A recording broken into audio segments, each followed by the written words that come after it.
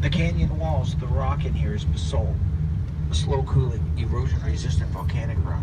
Probably pushed up through the formation of the mountain ranges in this area many years ago, and this was the ocean floor.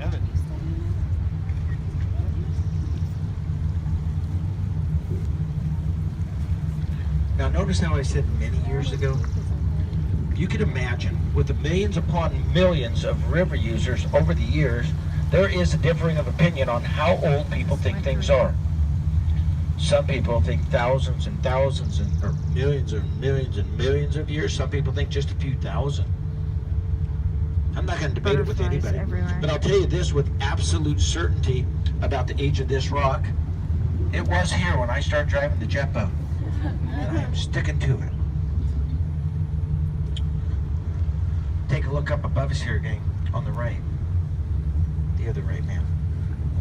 There you go. You see the guardrail of the roadway way up there? Way up there. High water from the 1964 flood was 18 inches from being on that roadway.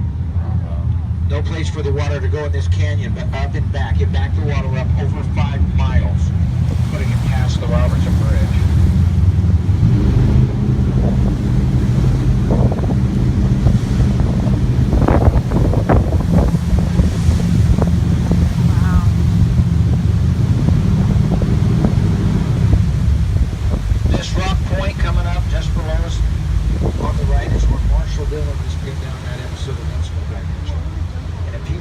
Today, he'd land in our boat right about now.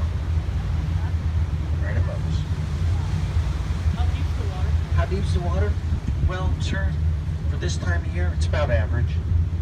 The deepest spot in the canyon right now is probably around 50 feet.